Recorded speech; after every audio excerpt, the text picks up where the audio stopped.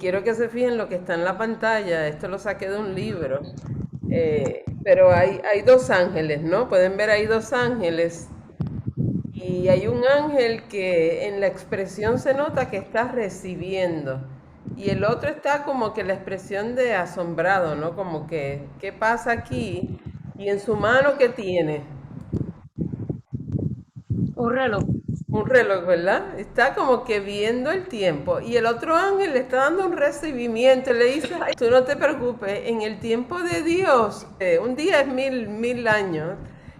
Por lo tanto, le pasa lo mismo a todos los que vienen aquí por primera vez, que piensan que las cosas van a ser mucho más rápidas. Y la realidad es que es así, ¿verdad? Estamos en el tiempo de Dios.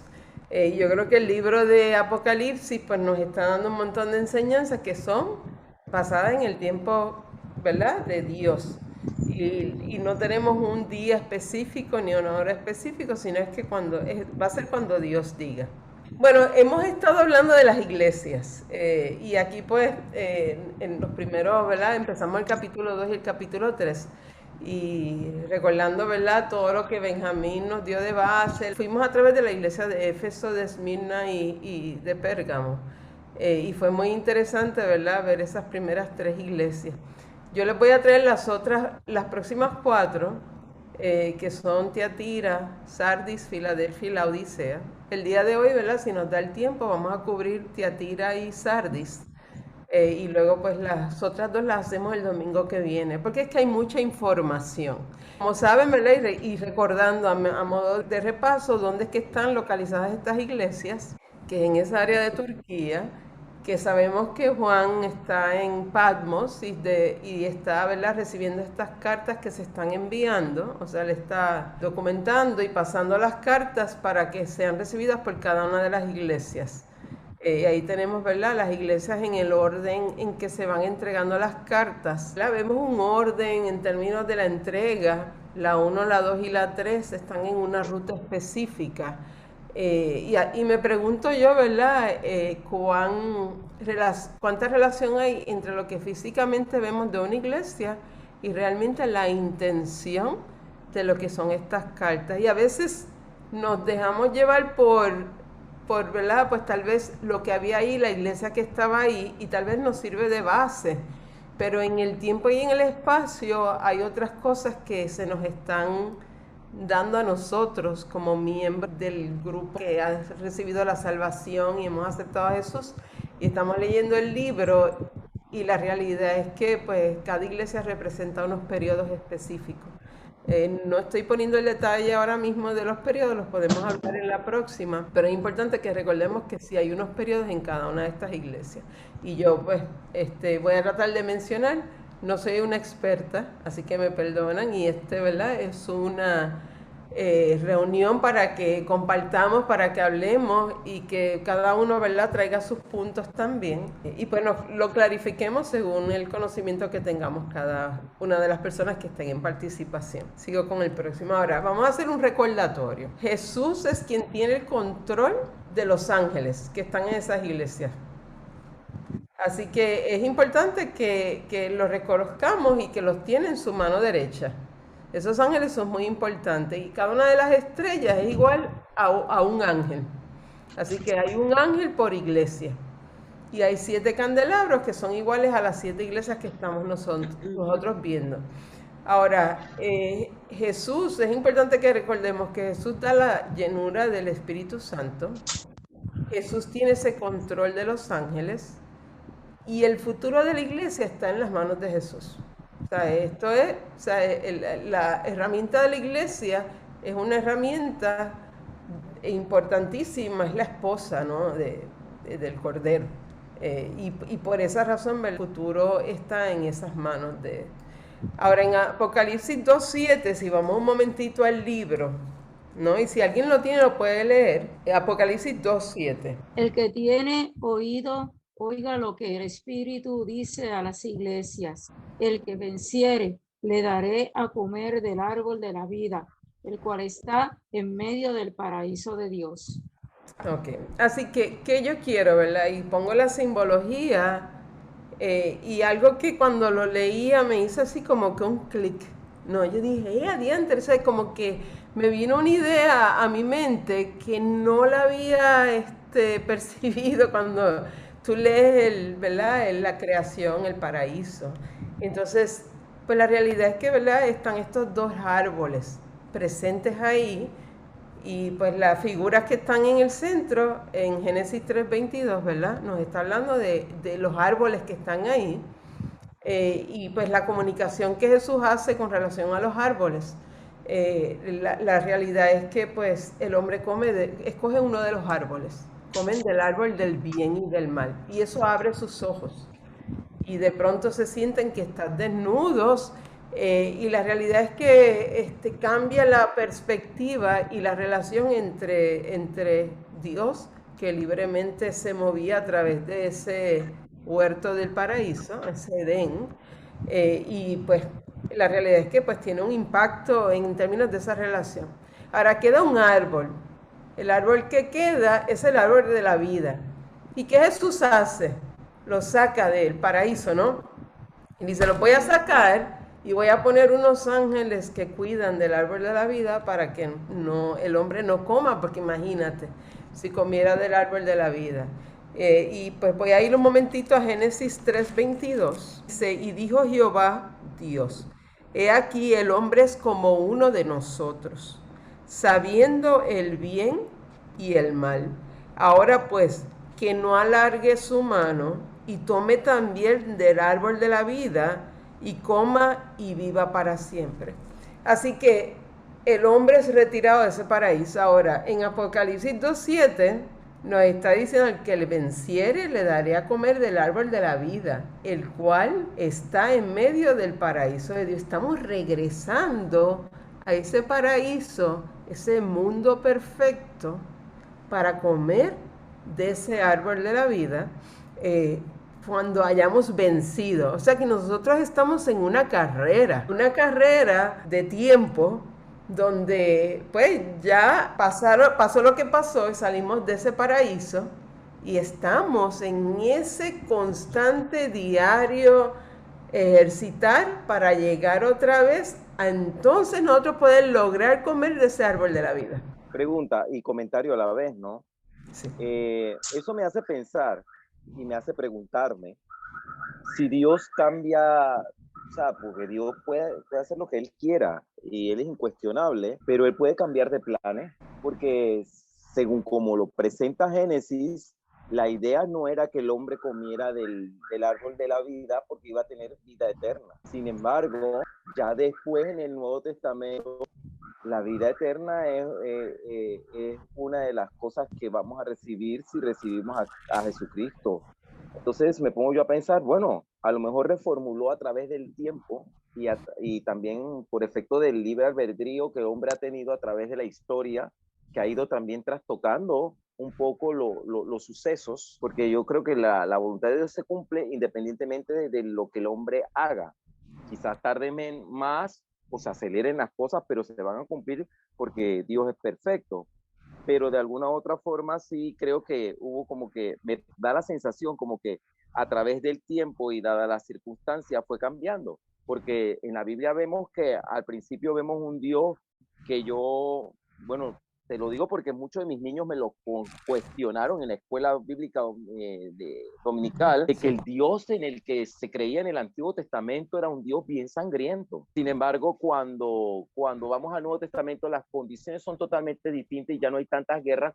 Bueno, no existen las guerras como decían en el Antiguo Testamento para el pueblo de Israel, y entonces ya era una circunstancia diferente y ya no se hace tanto hincapié en dominar a otro, en conquistar a otro, sino se habla más de una manera de la salvación, de una predicación más cristocéntrica, ¿no? Sí, sí, no, y te sigo, pero yo te diría lo siguiente, o sea, es como las civilizaciones, ¿no? Te lo voy a contestar en dos partes, ¿no? Y a lo mejor, ¿verdad? Pues no sé cuán, ¿verdad? Si Jimmy, Nivia y Ileana, tú quieres decir algo también, pues adelante, ¿no? Una civilización va alcanzando una madurez hasta que llega, ¿verdad? Hasta un punto Máximo. Entonces, yo creo que desde el punto en que se crea el hombre está en una etapa de aún, ¿verdad?, de descubrimiento de un proceso de creación y va a ir en un proceso de madurez hasta llegar al punto final. Yo entiendo, ¿verdad?, que a través del tiempo el pueblo de Israel, el comienzo, ¿no?, que es el paraíso, que muchos dicen, pues pasó o no pasó, ¿verdad? Pero independientemente si es real lo que se experimentó, ¿verdad? O sencillamente una historia, eso yo no lo puedo decir. Yo puedo, ¿verdad? Lo que dice en la palabra del Señor. Y me parece, ¿verdad? El hombre fue creado y se le dio las opciones. No, no todos van a tener la habilidad de poder comer de ese árbol de la vida. O sea, no, no todos. Por lo tanto, yo te diría que es un proceso de evolución de decisiones que poquito a poco, ¿verdad?, van dirigiendo hacia el camino correcto para aquellos que son los escogidos y que el hombre, ¿verdad?, pues tiene esa posibilidad de definirlo. Yo creo que eso siempre fue parte del plan de Dios. No es que Dios no supiera. Yo entiendo que el hombre fue creado con un libre albedrío y dentro de ese libre albedrío iba a tener la posibilidad de hacer un escogido diferente a lo que Dios hubiera querido. Y lo hacemos así todo el tiempo en nuestra vida. Tenemos opciones y nos vamos por el camino incorrecto, ¿sabes? Porque no las pensamos, porque no se las ponemos en sus manos. Hay tantas razones por las cuales nos pasa esto todo el tiempo en nuestra vida, en las decisiones. Yo creo que a mí me hubiera encantado que Eva no hubiera comido de ese fruto, porque no hubiéramos evitado tantos dolores de cabeza, pero yo creo que el hombre siempre iba a terminar haciendo lo que hizo, ¿no? A escoger, a verse en la tentación y ceder al proceso de tentación. Ahora, eso sabemos que hay una debilidad porque, ¿verdad?, tenemos un espíritu, tenemos una carne, unos deseos y nosotros tenemos que aprender a controlar nuestros deseos. Y yo sé que Dios, cuando nos creó, sabía que teníamos todas esas oportunidades en nuestras manos y yo creo que así es que Él iba a perfeccionar su creación. Cuando yo te decía, les decía ahorita que me abrió los ojos para entender, pues yo me refería mucho también a la parte de Satanás, que era un ángel. Y yo decía, bueno, pero Satanás era un ángel y fue desechado, escogió lo incorrecto, ¿sabes? También, ¿verdad? Cada ángel tiene un propósito diferente. Entonces, y yo, ¿verdad? Pues viendo al hombre creado, ¿verdad? Nos has hecho poco menor que los ángeles, nos coronaste de gloria y de honor. O sea, el hombre tiene unas capacidades de también hacer un escogido y hacer lo incorrecto. Pero sí puede regresar atrás y decir, ay, yo hice lo malo, me arrepiento, Señor, perdóname. Y regresar y mantenerme ahí en eso. Así es que lo veo. Tengo que partir de dos premisas. Número, que Dios es inmutable, que significa que no cambia. Es el mismo Dios desde el principio hasta por la eternidad. Número dos, que Dios es omnisapiente, todo lo sabe. O sea, que todo lo que el hombre ha hecho, Dios sabía que lo iba a hacer. Y el plan de salvación ya lo tenía él de antemano. O sea, que eso no fue que Dios dijo, ay, mira, este aplicó, pues entonces ¿qué me invento ahora? Pero déjame, pues pongo a Jesucristo, vamos a que se muera, y después resucite y se salva.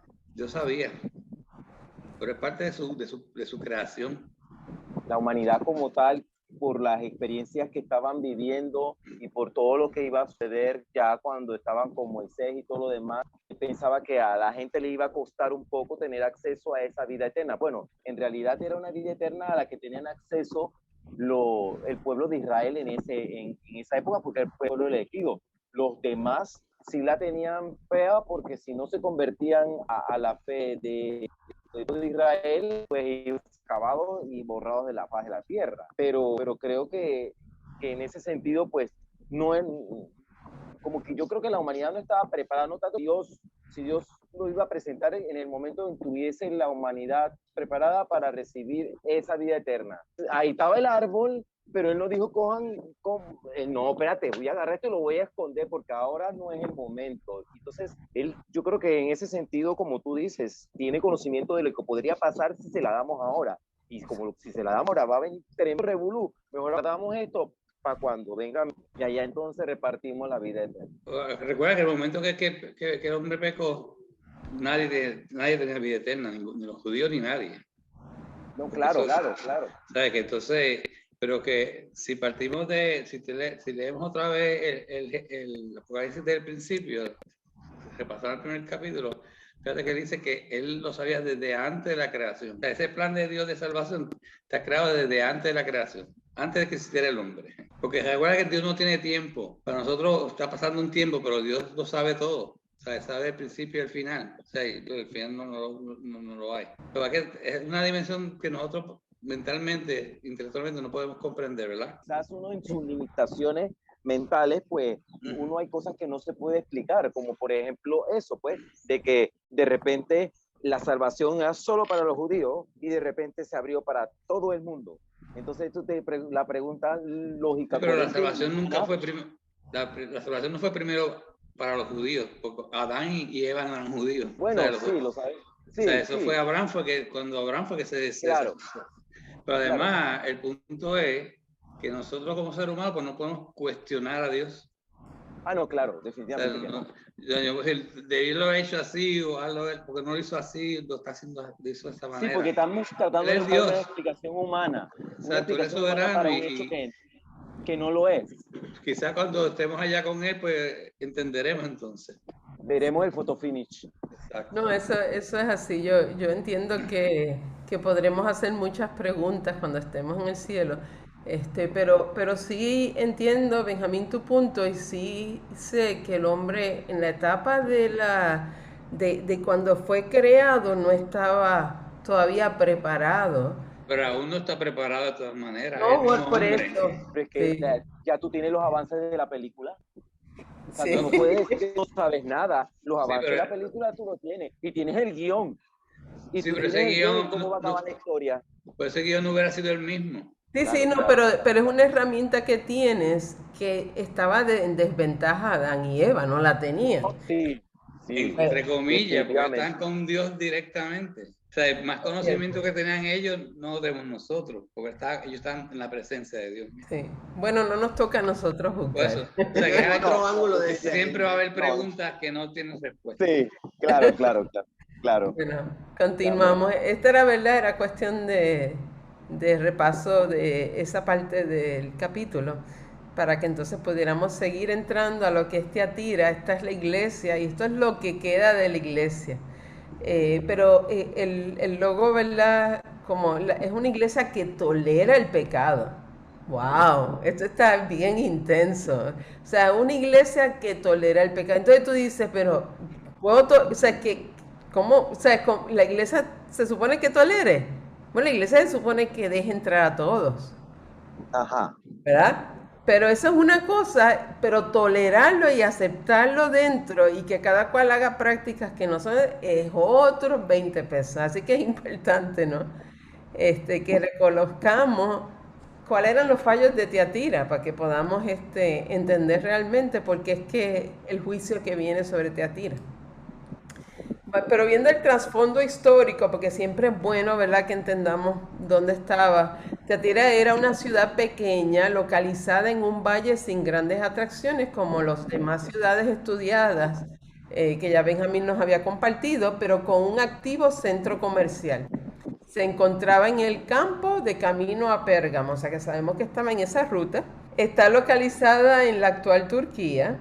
Se levantó sobre ella la moderna ciudad de Akhisar y, ¿verdad?, se han encontrado los restos, y eso que yo les presenté en esa foto son restos que se han encontrado que estaban debajo de esta ciudad que se construye. Actualmente se han hecho estas excavaciones y encontrado esos restos. En ese trasfondo histórico, Tiatira era un centro comercial, como les mencioné. Es una de las principales rutas de comercio. Contaba con grupos de panaderos, herreros, alfareros, curtidores, tejedores, entre otros. Era famosa por sus grupos, gremios de tintoreros. Y esto es importante, y se lo Dios tiene, pero ¿qué tiene que ver esto con lo que estamos hablando de la iglesia? Pero es que es importante que entiendan esta parte de los gremios, ¿verdad? Eran grupos, gremios son grupos de tintoreros, conocedores del secreto de la tintura de la púrpura con raíz de rubia. En vez de hacerla con crustáceos, ellos tenían una técnica especial, como se hacía en estos centros, ¿verdad?, productores de púrpura del mundo antiguo, y dicha tintura luego fue llamada rojo de Turquía. Pero vamos a ir un poquito más porque, ¿verdad?, pues esto no es sencillamente que, pero ¿por qué la tintura? ¿Qué tiene que ver? Yo como soy bióloga, me encanta que vean, ¿verdad?, un poquito de la biología y de dónde viene. Esta es la planta. Se llama Rubia tincturum. Y de ahí se saca ¿verdad?, este tinte.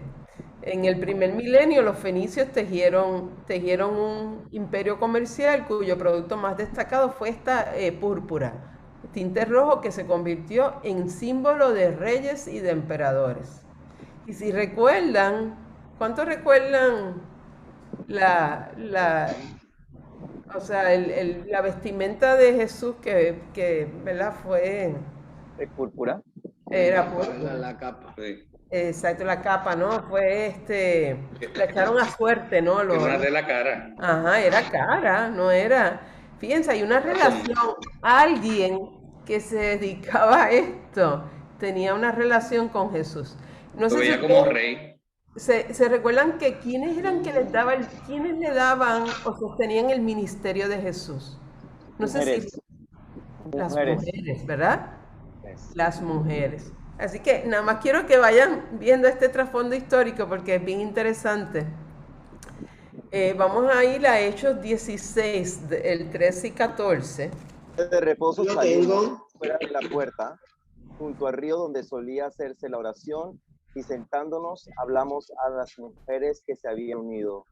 Eso es una mujer, Lidia, vendedora de púrpura de la ciudad de Tiatira, que adoraba a Dios, estaba oyendo. Y el Señor abrió el corazón de ella para que estuviese atenta a lo que Pablo decía. Wow, así que tenemos a Lidia, sabemos, Tiatira, ya, ¿verdad? Todas estas cosas, o sea, ya hay una relación, entonces nos vamos a recordar mucho de Tiatira por Lidia, su rima y todo, ¿no?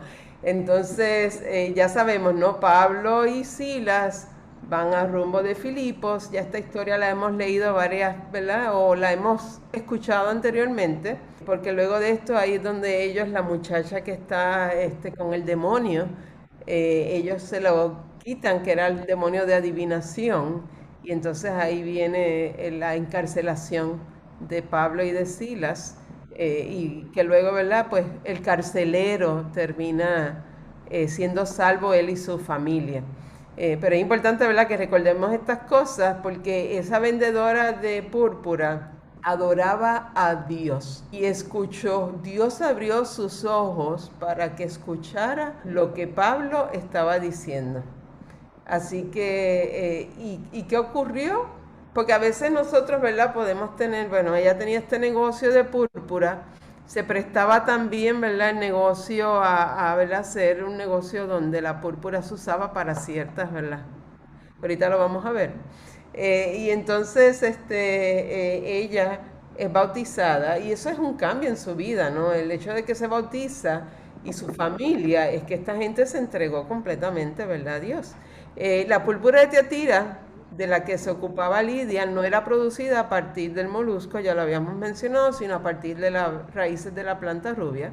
Los pueblos idólatras usaban telas de ese color para entronizar a sus ídolos. Así que ya sabemos que Tiatira está en un lugar, vamos a hablar, creo que lo puse de Artemis, o de los, ¿verdad?, de los otros idolatrías que hacía esta iglesia, o estas personas que estaban dentro aquí, Jezabel. Y pues realmente, ¿verdad?, podía haber una relación entre este tipo de negocios y las personas y pues una entrega total, ¿verdad?, de Lidia en esta etapa que nos relata el 16 era bien importante y crítico, ¿no?, para los que estaban en esta iglesia. Quiero repasar rapidito, Benjamín, tú nos habías dado esta estructura. Yo la quiero, ¿verdad?, recordarla, porque es importante, ¿verdad?, que sepamos que todo lo que estamos viendo de las iglesias van a estar relacionados a esta estructura de mensaje. La primera es la dedicatoria y la descripción del ángel, que lo pongo, ¿verdad?, como si fuera una carta. La expresión de aprobación para la iglesia, donde, ¿verdad?, hay una expresión que se está dando. Una corrección a lo equivocado, representado por el martillo, ¿no?, que rompe y arregla lo que sea. La exhortación, ¿verdad?, como un altavoz, dejando saber, ¿verdad?, lo que se está exhortando. Las advertencias y la promesa que va a haber a ese vencedor. Entonces estas son las partes importantes de esa estructura del mensaje que ahora vamos a entrar a ver dentro de la estructura del mensaje a Tiatira. ¿Okay? También es importante que veamos la línea del tiempo y la estoy presentando inicialmente. Ya Benjamín nos había presentado Éfeso, Esmirna y Pérgamo. Toda esta línea de tiempo, ¿no?, que va a través de todas estas iglesias, termina con el rapto de la iglesia. La primera parte, el Espíritu Santo llega en Pentecostés, y ustedes saben, ¿verdad?, lo que ocurre durante Pentecostés y la llegada del Espíritu Santo. De ahí empiezan, ¿verdad?, las iglesias. Éfeso es la iglesia apostólica. Esmirna es la iglesia que es perseguida y Pérgamo es la iglesia que tiene un compromiso, es bien comprometida. Ahora vamos a ver Tiatira. A mí me tocó estas que son muy feas. Tiatira, que es adúltera, y Sardis, que es muerta. Esas dos están, wow, es importante que las estudiemos para que entendamos qué le estaba pasando a ella. Luego vamos a seguir a Filadelfia, que es evangelista, y la Odisea, que el problema de la Odisea es lo de tibio. Esto es algo bien peligroso. Y ahora mismo estamos nosotros sufriendo esa parte de lo tibio en las iglesias. ¿Sabes? Y es importante que no dejemos ponernos tibios. Esto hay que mantener caliente. Ni frío ni caliente. O sea, si estás ni frío ni caliente, te vomitaré de mi boca. Así que hay que mantener ese calor. Los mensajes que se están escribiendo a estas iglesias son mensajes personales. Es una visión profética de la iglesia durante la historia, comenzando en el 30 al 100 DC y hasta mediados del periodo de la tribulación. O sea que todo ese periodo está cubierto por estos mensajes que están saliendo a las iglesias. Vamos a ver el ángel. Este es el ángel de Tiatira y si se fijan, miren, esta foto la encontré. Esa muchacha Naomi Armendaris, que está ahí abajo sus créditos. Cuando yo vi esta foto yo dije, no, yo tengo que poner esto aquí, porque realmente me muestra, miren el ardor en los ojos, ¿verdad? Ese fuego. Como dice Proverbios 15:3, los ojos de Jehová están en todo lugar mirando a los malos y a los buenos. O sea, a Dios no se le escapa nada. Así que los ojos del Señor no solo ven lo que está en la superficie, sino penetran, o sea, es hasta lo más profundo del alma. Y si se fijan, esa mirada de penetración lo refleja, ¿verdad?, esta foto. Él no solo ve nuestros actos, sino va más allá de conocer nuestros actos. Conoce las intenciones del corazón. O sea, y sabemos todos, ¿verdad?, que la vista y las imágenes están conectadas al cerebro y el cerebro está conectado al corazón y todo esto, ¿verdad?, esta conexión es parte, ¿verdad?, deme un segundo, de lo que refleja, ¿verdad?, nuestros pensamientos y las intenciones del corazón son conocidas por Dios. Esta expresión nos habla del poder penetrante de la vista del Señor. ¿Qué te dice eso sobre la naturaleza de Dios hacia lo adulterado? ¿Qué opinan ustedes, no? O sea, ¿cómo Dios reacciona ante lo adulterado? Y está bien claro ahí en Apocalipsis 2:23. Y dice, y todas las iglesias sabrán que yo soy el que escudriña las mentes y los corazones, y os daré a cada uno según vuestras obras. Así que es importante que el ángel de la iglesia en Tiatira, esos ojos y esa expresión que está inicialmente ahí en Apocalipsis 2:23, van relacionadas, ¿verdad?, a el ardor del Señor por su iglesia. Y también habla de los pies semejantes al bronce bruñido. Y yo, ¿verdad?, como científica y conocedora, ¿verdad?, un poquito de los metales, el calor y las temperaturas altas es una de las formas que tú utilizas para reconocer un metal, porque ellos derriten a unas temperaturas específicas. Cuando el metal está contaminado con otros tipos de metales, pues cuando lo expones a ese calor, tú puedes purificarlo. Así que en Apocalipsis 1:15 nos dice, y sus pies semejantes al bronce bruñido, refulgente como en un horno, y su voz como estruendo de muchas aguas. El bronce bruñido es aquel que ha sido pulido de tal forma que queda brillante y lustroso. Y la forma de pulirlo y purificarlo es sometiéndolo a altas temperaturas, como lo hacemos con el oro y la plata para refinarlo. Así que nosotros tenemos que ser, no solamente, ¿verdad?, nosotros tenemos que ser brillantes y lustrosos. Por lo tanto, vamos a ser expuestos a altísimas temperaturas para que seamos refinados. Porque eso va a garantizar que eso que no es apropiado, que no debe de estar ahí, que es un contaminante, salga afuera. Y entonces quedemos en esa pureza que es la que Dios quiere para nosotros. En la Biblia el bronce representa juicio. La imagen de Jesús con los pies de bronce representa que el Señor traerá el fuego del juicio, quemando lo malo y sacando el brillo a lo bueno y lo valioso. Esto es un recordatorio de que Jesús juzgará a la iglesia. El profeta Daniel también recibió la revelación del Señor de una forma similar a la de Juan. Vamos a ir un momentito ahí a Daniel 10:6, que lo estudiamos, ¿verdad?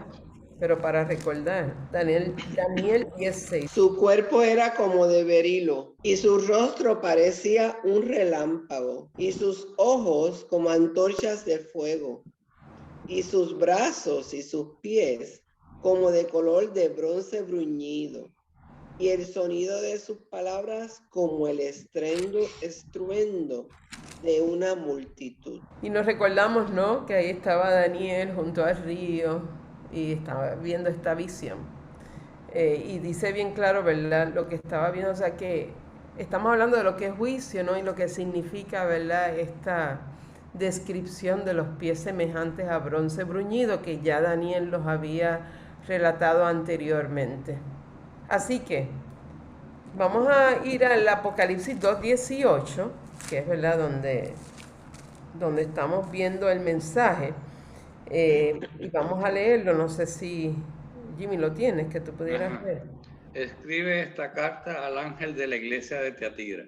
Este es el mensaje del Hijo de Dios, el que tiene los ojos como llamas de fuego y los pies como bronce pulido. Así que la expresión, ¿verdad?, una de las expresiones que está aquí, que dice ahí bien claro, dice el Hijo de Dios. Y la expresión más común de Jesús en Apocalipsis es Hijo del Hombre, ¿verdad? Pero aquí nos dice específicamente Hijo de Dios. Así que esto está resaltando la deidad de Jesús y su relación con el Padre. Así que es importante, ¿verdad?, que a esta iglesia le está haciéndole saber que es Hijo de Dios. Así que le está dando esa connotación. Ahora, en esos momentos, como dice aquí, una de las principales deidades locales en esa área eran Apolos, y también se adoraba a César, al César de Roma. Y a ellos se les llamaba hijos de Dios, pues creían ellos que ambos eran hijos de Zeus. Y por esta razón, la connotación ¿verdad?, de la introducción al ángel, el Hijo de Dios, el que tiene ojos como, es dejando saber que Jesús, me estoy presentando, que yo no soy como un hijo de Dios como esto, yo soy el Hijo verdadero, el del Dios Todopoderoso, soberano, creador del cielo y de la tierra. Y yo creo que, ¿verdad? Esto es parte del punto a estarse recalcando a la iglesia cuando se recibe este mensaje. Siguiendo y regresando a Apocalipsis 2:19. Yo conozco tus obras y amor y fe y servicio y tu paciencia y que tus obras postreras son más que las primeras.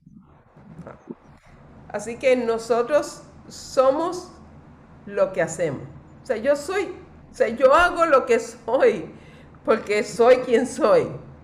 Y si alguien me ve y dice, esa es Ruth, o alguien te puede decir, yo sé cómo Ruth va a reaccionar. Alguien que te conozca va a saber las decisiones. Si te dan algo a escoger, tú sabes lo que vas a hacer. Porque, ¿verdad? Pues nosotros somos lo que hacemos, ¿no? Y eso deja saber lo que vamos, ¿verdad? A cómo vamos a reaccionar. Y Jesús conoció lo siguiente sobre esta iglesia. Sus obras. Nosotros los cristianos funcionamos, trabajamos y damos frutos como cristianos. Así que las obras es algo que es obviamente, ¿verdad?, conocido porque es parte de nuestras funciones. El amor.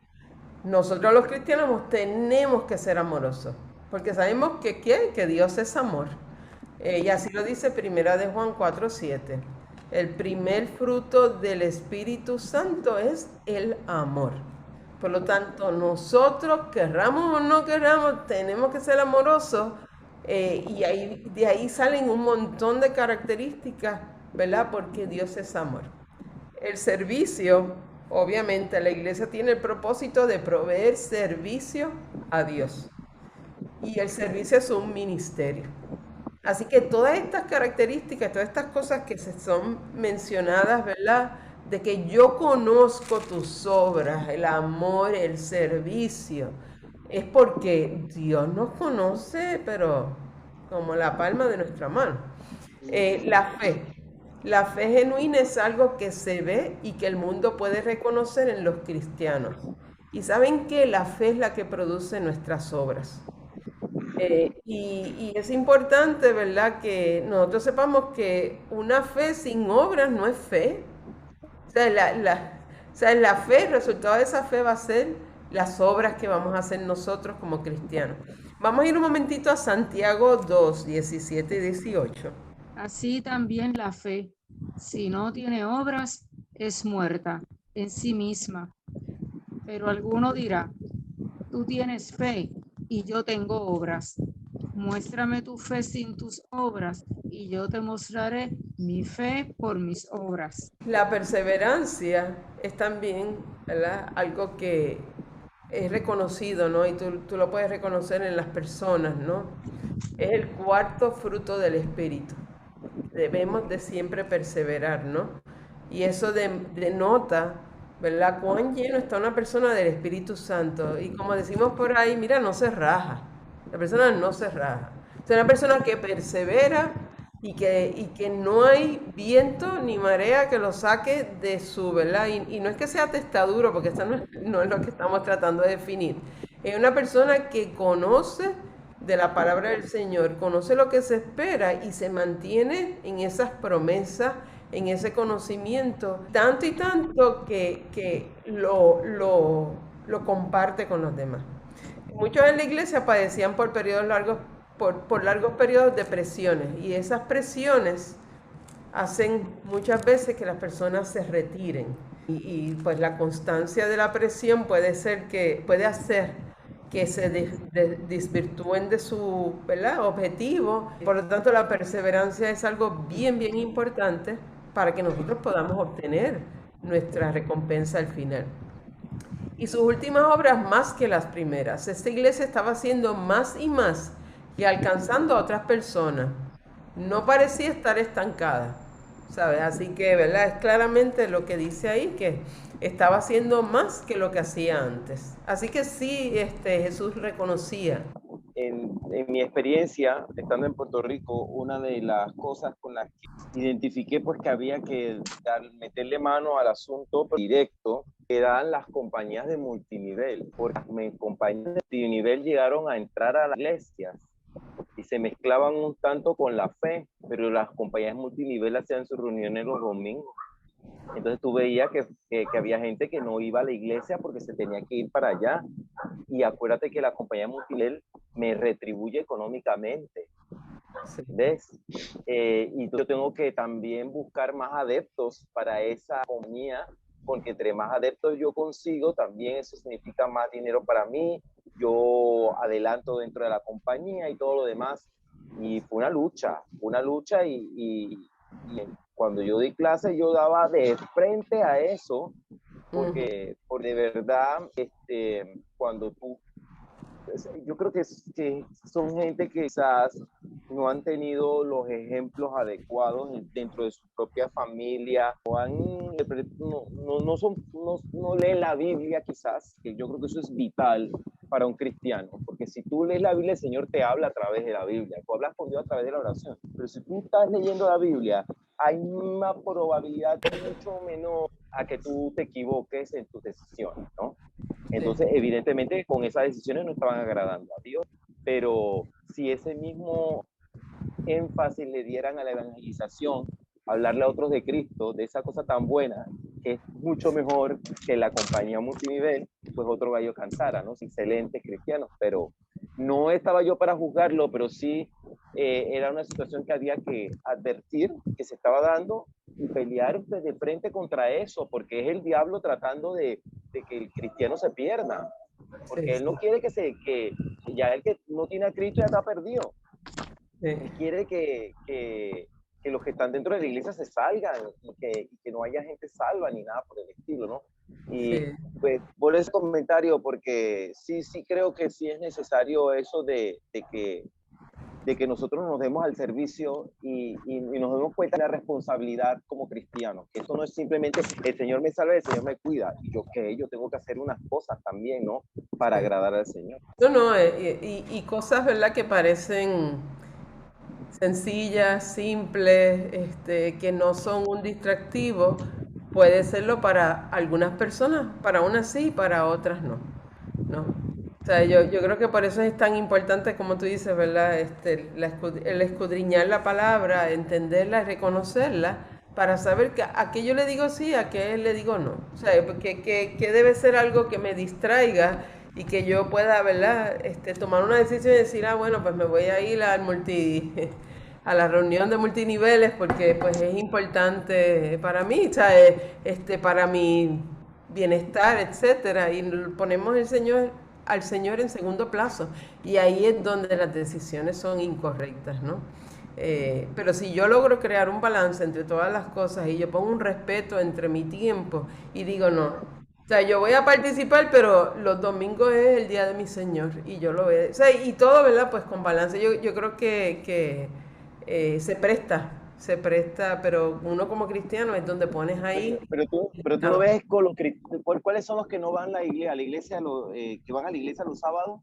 Los adventistas son. Los adventistas, sí. Esa gente pelea mira, a puño y espada.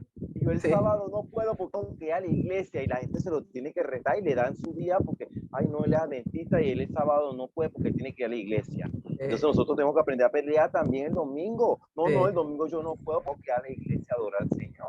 Yo recuerdo, fíjate, y ahora que traes ese punto, recuerdo y lo estábamos comentando, no sé, Nivea y Jimmy si recuerdan, pero estamos comentando de cuán diferente era Texas, donde estábamos visitando hace varios años atrás, 2 o 3 añitos, porque no se abrían las cosas los domingos, o sea, en los domingos estaban las cosas cerradas, y ahora está todo abierto, las distracciones, y pues, o sea, todo esto se convierte, ¿verdad?, en un motivo adicional para quitarle a las personas ¿verdad?, del conocer, de exponerse, de aprender, de estudiar la palabra del Señor. Pero está ocurriendo, ¿verdad?, donde no respetamos, por lo menos aunque sea un momento que digamos, este es el día, que esto es lo que yo le dedico a mi Señor. Se va aumentando el amor al dinero, ¿verdad? Y es que viene todo este concepto de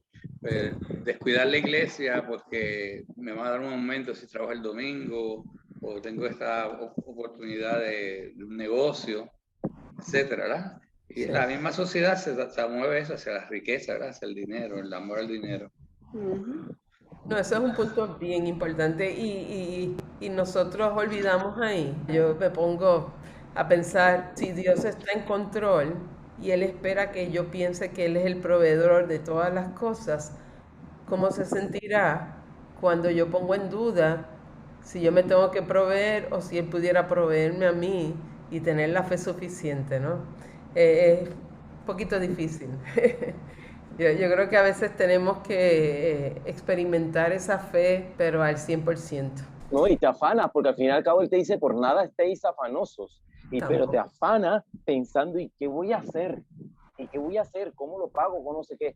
Claro, tú tienes tus deudas, tus cosas, pero el Señor si estás en el Señor te ayuda a organizar tu economía, tus finanzas, y te va a ayudar a solventar todo eso, pero realmente es eso, que no leen, no leen.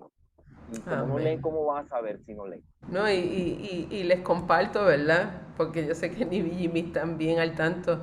Pero yo tengo un problema con mi carro desde febrero 7. Y mi carro todavía no lo han arreglado y yo ando con alquiler de carro, ando, ¿verdad? Tratando de moverme con lo que tengo. Y la realidad es que yo me recuerdo al principio cuando me pasó el accidente o la situación, le dije, ay Dios mío, Señor, ayúdame, porque es que cómo es posible, un carro, ¿verdad? Y nada. Pero yo oí esta voz bien clara que me dijo, no te olvides, yo estoy en control. Y yo Amén. dije, yo estoy en control. Bueno, ¿qué significa? Yo estoy en control. Bueno, pues Dios me va a arreglar esto bien rápido. Miren, el día de hoy todavía estoy sin carro y yo creo que en todo este proceso Dios me ha enseñado bien claramente que Él es quien está en control. Que yo puedo tratar de hacer 20,000 cosas, hacer 20 llamadas, tratar de presionar a la gente, pero mira, finalmente, quien está en control de todas las cosas es Él. Y Él sabrá lo que me está enseñando a yo aguantarme y esperar, aprender a esperar. Y a veces no es fácil, no es fácil. Pero eso es parte del proceso. De nosotros, ¿verdad? Entender, ¿verdad? Cuál es el control que Dios tiene y lo que Él quiere para nosotros en nuestra vida. Y la perseverancia, ¿verdad? Como en esta iglesia, ¿no? Tan importante que era perseverar. Ahora, regresando al tema, ¿verdad? ¿Qué era lo que tenía Jesús contra Tiatira? ¿Qué era lo que pasaba con Tiatira? Entonces, para poder entenderlo mejor, vamos a ir a Apocalipsis 2, 20 al 21 y vamos a ver exactamente, ¿verdad? El relato que se nos está dando de la situación. Pero tengo una queja en tu contra. Permite que esa mujer, esa Jezabel que se llama a sí misma profetisa, lleve a mis siervos por mal camino. Ella les enseña a cometer pecado sexual y a comer alimentos ofrecidos a ídolos. Le di mi tiempo para que se arrepintiera, pero ella no quiere abandonar su inmoralidad. Así que claramente nos dice que Jezabel es una falsa maestra. Se hace pasar por profetisa y anda seduciendo a los hermanos de la fe. Y los hace cometer fornicación. Y esta persona está dentro de la iglesia. Dios mío, pero ¿qué pasa? La iglesia estaba ciega y no estaba viendo esta situación. Mira lo que hacía. Les enseñaba a comer alimentos sacrificados a ídolos. Le voy a leer aquí en Números 25 del 1 al 3 que dice, moraba Israel en Sittim y el pueblo empezó a fornicar con las hijas de Moab, las cuales invitaban al pueblo a los sacrificios de sus dioses. Y el pueblo comió y se inclinó a sus dioses. Así acudió el pueblo a Baal Peor, y el furor de Jehová se encendió contra Israel. Y eso se encuentra en Números 25 del 1 al 3. ¿No aprendieron? Yo no sé, bueno, no repasaban la palabra. Ok, los alejaba y terminaba conduciéndolos fuera del propósito de Dios.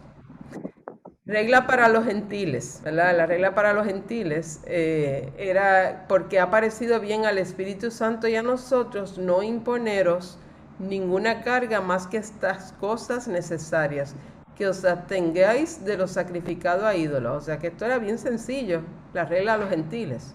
no podíamos comer lo sacrificado a ídolos, de sangre, de ahogado y de fornicación, de los cuales cosas, si os guardáis bien, haréis. Pasarlo bien. Hechos 15 del 28 al 29. Ahora, yo aquí cuando leí la parte de la sangre, yo dije, diante, a mí que me como las morcillitas a veces. Y yo, y yo dije, ay Dios mío, Señor, yo creo que dice, bueno, que me abstenga, bueno, debo de tratar de abstenerme de comer este tipo de cosas, bueno, pero yo sé que Dios santifica la comida, pero, ¿verdad? Es bien claro, ¿no? Ahí en el 15, 28 al 29. Y una de las cosas que me llama mucho la atención, yo viajé a California y una amiga mía me dijo, mira, una amiga mía de toda la vida, y me dijo, vamos a visitar, ya coordiné una visita. Sí, porque yo llevaba tiempo sin verla. Me dice, sí, una amiga mía me invitó al templo hindú para que vayamos a verlo. Y yo la miré así como que, adiantre. Y yo dije dentro de mí, ay Dios mío, porque ella es luterana. Yo digo, Dios mío, yo voy a ir al templo nada más a ver lo que hay. Bueno, la cuestión es que entramos al templo, vimos, ¿verdad?, el proceso como es, porque la amiga de ella nos fue explicando. Y son las tierras donde están esos templos son tierras sagradas. Y ellos le hacen lo bello, lo más bonito. Entonces, esos ídolos, ¿verdad? El material con que están hechos, ¿verdad? Es una porcelana, una cosa bien brillosa y el detalle y todo esto. Bueno, la cuestión es que ellos hacen su servicio y todo esto. Nosotros pues no estábamos ahí participando, ella nos presentó lo que había. Entonces, al final nos lleva a la tienda. Se vendían todas las cosas que son de los hindú, muchas cosas hindú. Y pues yo empecé a ver, ay, estos son dulces de los hindú, y esto es lo otro. Ahí me dio con coger una bolsita y me gusta leer siempre la parte nutricional y los ingredientes y todo esto. Para mi sorpresa, había una nota que decía que todos esos alimentos, esas cosas habían sido ofrecidas a estos ídolos antes de, ¿verdad?, en el empaque, pero eran ofrecidas. Y yo dije, ¡ah! Dios mío, sí, Dios. Y ella me decía, ¿vas a comprar algo? Y yo no voy a comprar nada de ahí. Y yo decía, algo tan sencillo, ¿verdad? Pero han sido ofrecidas y es bien claro, ¿verdad?, lo que, ¿verdad?, nos dice la palabra, y así nosotros nos podemos entregar a cosas de alimentos sacrificados a ídolos que nosotros, ¿verdad?, en las letras pequeñitas está escrito y a veces, ¿verdad?, no nos damos, pero Jezabel utilizaba todas estas cosas para desvirtuar y distraer a los pobres miembros de esta iglesia, para que entonces ellos fueran siendo expuestos a este tipo de, ¿verdad?, sacrificios, estos otros, ¿verdad?, como si no fuera nada malo, y como ella se hacía pasar por una profetisa, pues entonces los engañaba. Y pues, como decía el versículo 21, y le he dado tiempo para que se arrepienta, pero no quiere arrepentirse de su fornicación. Qué terrible, ¿no? Una mujer terrible. Ahora, en Apocalipsis 2, 22 y 23. No sé, Benjamín, tú lo tenías. ¿Tienes 22 y 23? 11, Si lo puedes leer. 11, 22, 23 dice, he aquí yo arrojo en cama y en gran tribulación a los que con ella adulteran, si no se arrepintieran de las obras de ella, y a sus hijos heriré muerte, y todas las iglesias sabrán que yo soy el que escudriña la mente y el corazón, y os daré a cada uno según vuestras obras. Ok, así que vemos bien claro ahí.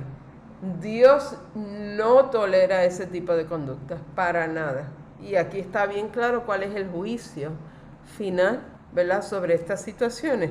Voy a ir un momentito a Romanos para leerles lo que está en Romanos 11. Fíjate, antes que leas eso, fíjate que en el 22 Dios te dice, a menos que se arrepientan, siempre Dios deja la puerta abierta, ¿verdad?, para que la persona pueda arrepentirse. Oportunidad. Ok, 11:22 dice, mira pues la bondad y la severidad de Dios, La severidad ciertamente para con los que cayeron, pero la bondad para contigo. Si permaneces en esa bondad, pues de otra manera tú también serás cortado. O sea que como tú estás diciendo, Jimmy, sabes bien, ciertamente. O sea, tenemos, ¿verdad? La conducta, o sea, Dios no tolera las cosas, pero sí hay un espacio, ¿verdad? Para ese perdón y esa bondad en esa naturaleza de Dios. Así que sabemos que Dios es bueno, obviamente, y pues su característica de bueno nos lleva al perdón. Pero sin duda Dios va a juzgar ese pecado. ¿Por qué? Porque no tolera el adulterio espiritual, para nada lo tolera. Esto es algo, no, o sea, no puede haber adulterio espiritual para nada. En nosotros, ¿verdad? Como seres cristianos, como, ¿verdad? Personas que conocemos y hemos leído, no podemos tener ningún tipo de adulterio espiritual. Y los seguidores de Jezabel seguirían en su mismo juicio, o sea, ellos igual que ella. Si habían tolerado y habían hecho lo que ella les había indicado, entonces todos, ¿verdad?, estaban en ese mismo juicio. Pero un comentario rapidito es que hay veces que la gente piensa que cuando hablamos de iglesia estamos hablando del edificio, ¿no? La iglesia es un concepto mucho más amplio. La iglesia somos tú y yo, somos todo el pueblo del Señor, ¿no? Y como tal, tenemos que entender que esta conducta que se exige aquí para la iglesia de Tiatira no es exclusivamente para la gente que está congregándose allá adentro en el edificio, sino que es una cosa que se extiende también a su vida privada, a ellos, porque aunque vivan uno en cada una casa separada de la otra, todos forman parte del mismo grupo, entonces serán vistos como ¿no? Y eso es importante que se tome en cuenta, porque no es lo que pasa dentro de la iglesia, sino lo que pasa cuando yo salgo de allí. Sí. Eso también es importante tomar en cuenta, porque, vuelvo y repito, cosas como, por ejemplo, beber, que mucha gente dice, no, después que no te emborraches.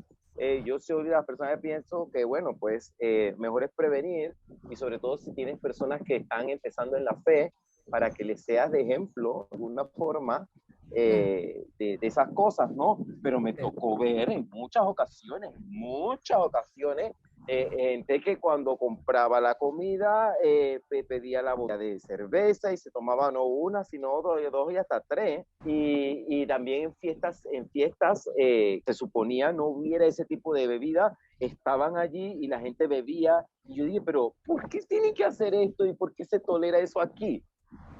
¿Ves? Pero Sí. bueno, son situaciones que algunas personas pues conocen que se dan, pero en muchos momentos fueron situaciones que yo vi, y algunas personas sí sintieron pena en algún momento, pero otras no les importó y siguieron para adelante.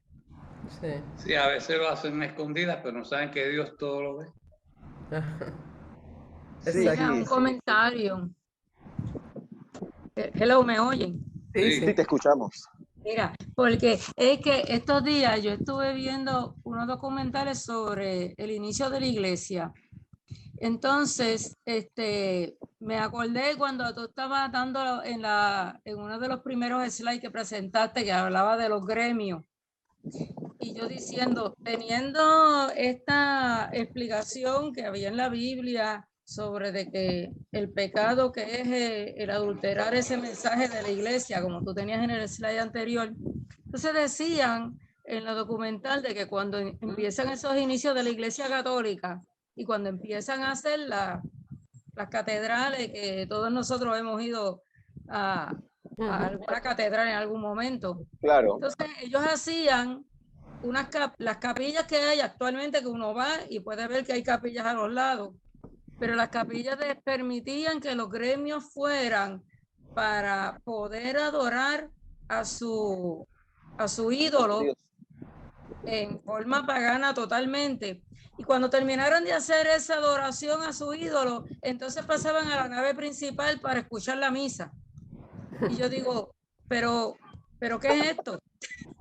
O sea, yo estoy Mira, la palabra para mí que cabe ahí es que estoy prostituyendo la iglesia, porque yo estoy metiendo ahí un montón, porque no es un solo ídolo, o sea, está el gremio, podemos decir de los tintoreros en uno, pero están los gremios que son los que hacen tela, o sea, y hay otro, es otro ídolo. Entonces uno dice, bueno, ok, ahora no lo permiten. Yo digo, bueno, pero ¿y qué hay en cada capilla? Porque en cada capilla lo que pasa es que también, si uno se va a la de aquí, de la catedral que hay ahí en San Juan, tienen hasta San Pío, le dicen ellos, creo. O sea, o veneran un santo, entre comillas, o veneran un santo o una estatua. O como antes, yo digo, pero ¿cómo tú vas a permitir eso? O sea, lo que a mí me sorprendió y me chocó, yo estoy permitiendo la adoración a otro Dios dentro de esa iglesia que supuestamente, no sé si ustedes lo habían oído, habían escuchado esa parte, pero me choca de que la iglesia supuestamente la moderna todavía esté en esa, está como la iglesia de Tiatira. Sí, sí. Exacto. Sí. Sí. No, yo me sorprendo cómo los ojos pueden ser nublados, ¿no? O la vista, ¿verdad? Pegado. Exacto, porque ¿cómo es que no pueden ver? Que hay una adoración, que hay unos ídolos ahí envueltos y que eso es algo que bíblicamente no es aceptado, pero se le ha vendido, ¿verdad? Como algo aceptable. Yo me imagino que en este caso como Jezabel, no, pero no te preocupes, o sea, esto es la iglesia en formación y nosotros tenemos, o sea, un convencimiento de algo que es incorrecto, pero pues tiene otras personas que te convencen y gente que no lo cuestiona. Y entonces lo aceptan. O sea, y yo creo que esto ha pasado mucho en la iglesia católica. Porque Muchas había veces ganancia de dinero también. Estamos hablando de que si no dejaban entrar, entonces no iba a entrar el dinero. Exactamente. y también la tradición y tratando de acomodarse también a las otras religiones que tienen varios ídolos. Ah, sí. Sí. No, es increíble, yo de veras que todavía Pero es pienso. que la entrada de Jezabel a la iglesia no es propiamente entrada de personas que vengan, no, a veces son ideologías y cosas que no tienen una forma corpórea, pero que invaden y que van tergiversando la fe, porque incluso hasta la moda entra a la iglesia. Y tú Sí. bueno, y ahí es donde yo digo, los líderes que se pongan los pantalones y se amarren bien a la cintura la cosa, porque hay que hablar. No, por ahí no es, por acá. Y yo le doy gracias al Señor que yo contaba con el apoyo de los papás, de los niños, o de cuando yo veía cosas extrañas, dije, el próximo domingo no me vienes con las uñas así. Sobre todo las niñas, las que más problemas te daban, porque uñas así, acrílicas, me dijeron a mí una vez, con uñas acrílicas. Tú no te sabes ni siquiera peinar y ya tienes las uñas de ese tamaño. No. El próximo domingo yo te quiero ver. Dile a tu mamá que mira, que no te quiero así el próximo domingo. Y así era. El próximo domingo venía sin eso. Me llegaban con tacones, que no sé qué, y mil cosas. Y yo tenía que llevar porque cada etapa de la vida tiene su momento, no hay por qué adelantarse.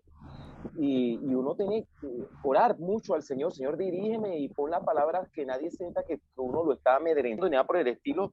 Pero es que, vuelvo y repito, es porque la gente que está yendo a la iglesia no entiende cómo opera todo esto. Que yo tengo que leer la palabra del Señor para que el Señor me hable a mí. Pero yo no puedo esperar venir con la iglesia que yo saco de entre cosas viejas ahí guardadas y venía a sentar y a calentar las sillas solo el domingo. Sí. Entonces tú sabías por dónde venía la cosa de la gente que estaba espiritualmente más débil. Porque no leen. Tú sabes que esa gente no lee. No leen.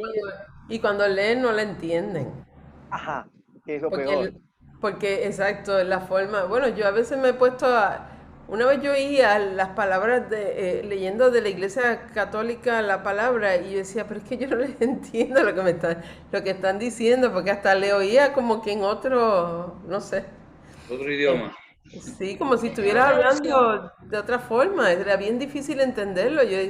Entonces, ¿verdad?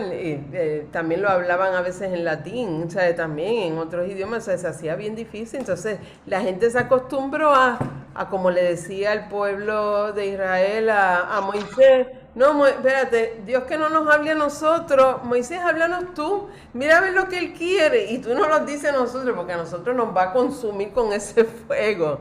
Y entonces la gente se acostumbra igual, no, pero tú dime, interprétame, y entonces terminan habiendo una interpretación de lo que se supone que sea sin ellos coger, mira, y leer, porque es tan fácil, o sea, leer la palabra y tú hacer una conclusión y no hacerlo de la forma, ¿verdad?, en que lo hace, ¿verdad?, ciertas personas, de que interprétame y dime para yo hacerlo, así que, pero no es un punto bien importante. Cuando nosotros hicimos el primer drama en la iglesia, se me ocurrió porque el hijo de mi jefa allá en Sagrado Corazón tenía una compañía que se encargaba de iluminaciones de eventos y todas estas cosas. Y yo le hice el comentario y entonces él me iba a dar un precio muy bueno, económico, porque él sabía que yo iba a una iglesia. No, ya a ti no te puedo dar eso al precio, se lo da a más gente, eso es para la iglesia, eso es para Dios. Yo no me voy a meter en esos revoluciones, te lo voy a dar barato, al costo. Y me lo estaba dando, pero entonces no había para pagarlo. Y yo fui y hablé con una hermana de la iglesia y le dije, vamos a hacer un bingo. ¿Para qué fue eso? Vamos a hacer bingo, a ver si recogemos la plata para pagar eso, porque no podemos hacer esto, porque fíjese que cuando venga la crucifixión o la última cena que es de noche, no sé qué, yo quiero el efecto así, y la iluminación y todo el guión está hecho, la iluminación es muy importante. Mira, le dimos tanta vuelta al asunto y el Señor, pues, parece que entendió el clamor de nuestro corazón y la plata salió por otro lado. Ajá. Cuando de repente llegó el dinero, pero mira, la mente lo primero que se me parió, y no sé, hacemos un bingo que te he dicho, ¿qué hacemos?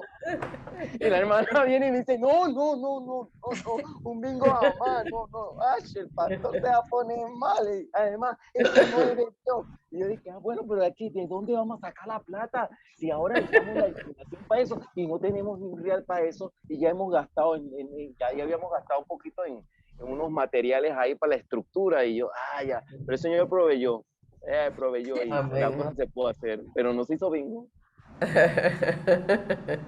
Dios es maravilloso. Sí, imagínate afuera en el estacionamiento, 04. Imagínate. Hubiera tenido un infarto de varias personas. No fue. Dios mío.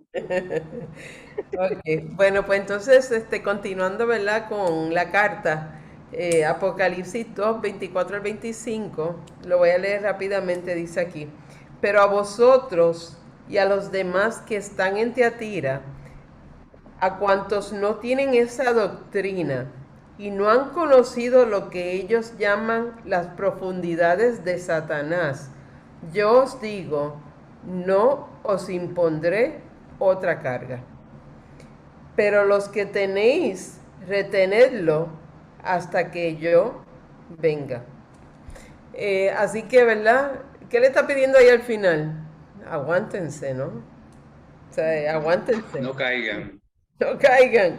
Y ese mismo consejo se lo había dado a Pérgamo en Apocalipsis 2:13. No sé si recordemos, pero ahí dice, yo conozco tus obras y dónde moras, dónde está el trono de Satanás, pero retienes mi nombre y no has negado mi fe ni aun en los días en que Antipas, mi testigo fiel, fue muerto entre vosotros, donde mora Satanás. Así que nos está haciendo, ¿verdad?, de que nos aguantemos. Y nosotros, ahora mismo, en el 2022, también tenemos que aguantarnos, ¿verdad? Y no adoptar, ¿verdad?, doctrinas que sean incorrectas. Así que es importantísimo.